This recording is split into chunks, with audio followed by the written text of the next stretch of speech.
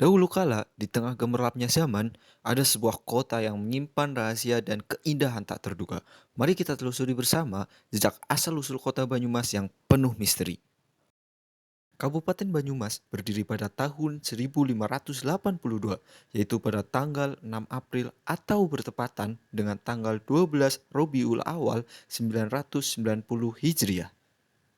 Kemudian ditetapkan dengan Peraturan Daerah Perda Kabupaten Daerah Tingkat 2 Banyumas Nomor 2 tahun 1990.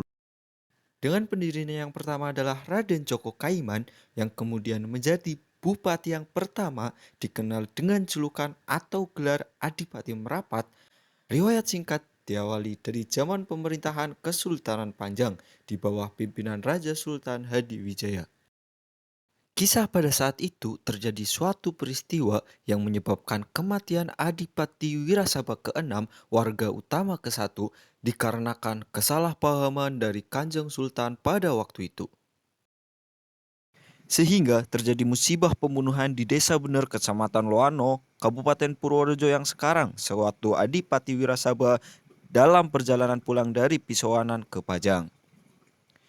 Dari peristiwa tersebut, untuk menebus kesalahannya, Sultan Pajang memanggil para putra Adipati Wirasaba. Namun, tidak seorang pun yang datang.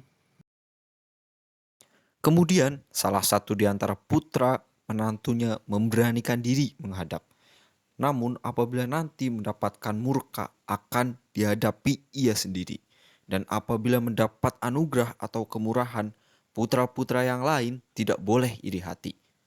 Dan ternyata beliau diberi anugerah dengan diwisuda menjadi adipati.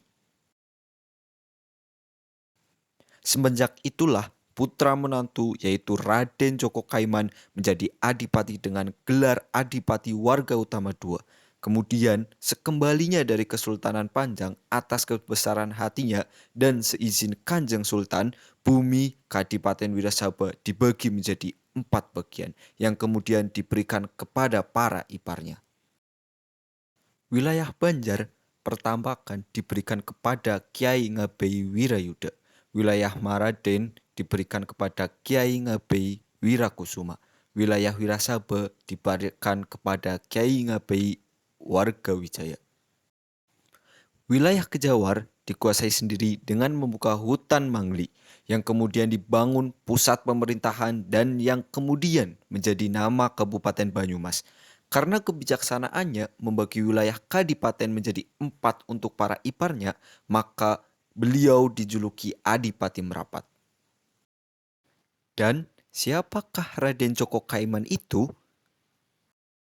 Raden Joko Kaiman adalah putra Raden Banyak Sosro dengan ibu dari Pasir Luhur. Raden Banyak Sosro adalah putra Raden Baribin, seorang pangeran Majapahit yang karena suatu kesalahan maka menghindar ke Pajajaran dan akhirnya dijodohkan dengan Diah Ayu Ratu Pamekas putri Raja Pajajaran.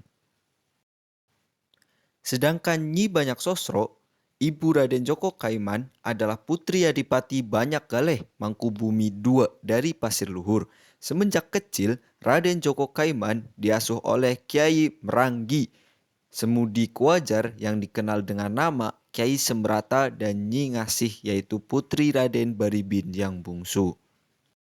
Sedangkan Adipati Banyak Galeh adalah keturunan ke-9 dari Raden Arya Bangga dari Galuh, Pakuan, putra Pajajaran.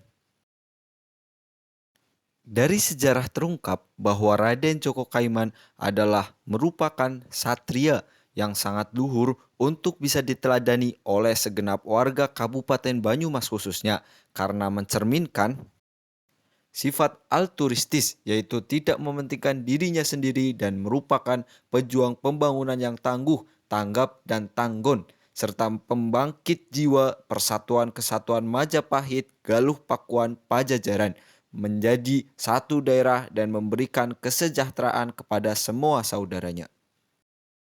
Dengan demikian, tidak salah apabila moto dan etos kerja untuk Kabupaten Banyumas adalah Satria, sejahtera, adil, tertib, rapi, indah, dan aman.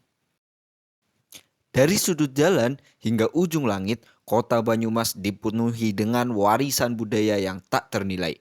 Dari seni hingga kepercayaan, setiap sudut kota ini memancarkan keindahan dan keunikannya yang tak terlupakan.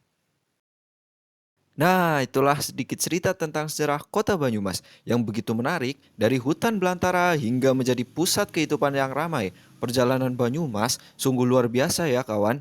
Jangan lewatkan kesempatan untuk terus menggali lebih dalam lagi tentang pesona dan keajaiban kota ini. Terima kasih telah menonton channel YouTube Ridho Ajib Saifullah.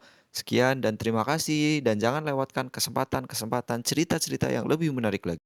Kemudian, jangan lupa tekan tombol like jika kalian suka dan bantu subscribe untuk terus mendukung channel Ridho Ajib Saifullah ini menjadi lebih baik lagi. Dan bila ada kurang, mohon maaf. Serta bila ada masukan, masukkanlah di kolom komentar biar nanti saya perbaiki biar channel ini makin berkembang. Terima kasih.